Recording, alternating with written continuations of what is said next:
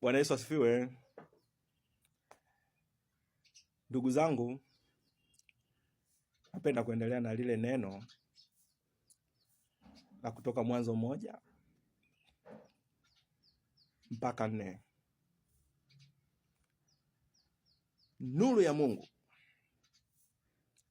ni neno la Mungu. Ndugu zangu, nuru ya Mungu nitaipataje? Nuru ya Mungu unaipata unapolisoma neno la Mungu na kulisikiliza, kwa sababu Mungu akasema na iwe nuru. Nini maana yake? Maana yake ni kwamba Mungu anasema na wewe katika moyo wako, anasema na wewe katika nafsi yako. Unaweza ukawa usikii wala ufahamu ni nini Mungu anasema na wewe. Ndugu zangu, tunaambiwa Roho Mtakatifu akatulia juu ya uso wa maji. Mungu akasema. Mungu kusema ili umsikie ni lazima umpate huyu Roho Mtakatifu. Hiyo ni njia ya kwanza, kumtafuta Roho Mtakatifu ili upate kumsikia Mungu. Lakini iko njia nyingine. Mungu anasema na neno lake.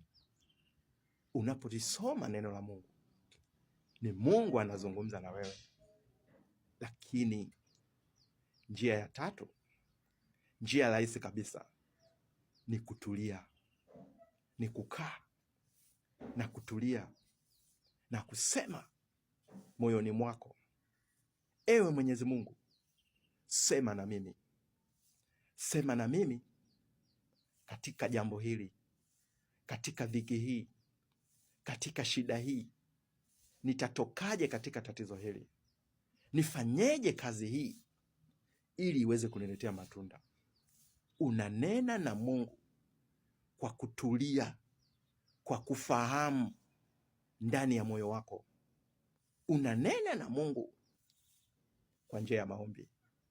Unapoomba usiombe ukamaliza tu ukasema nimeshaomba, Mungu atanijibu.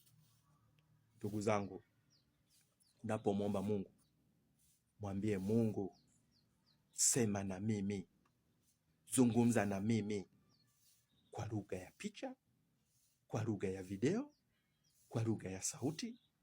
Sema nikusikie katika jambo hili, katika tatizo langu hili.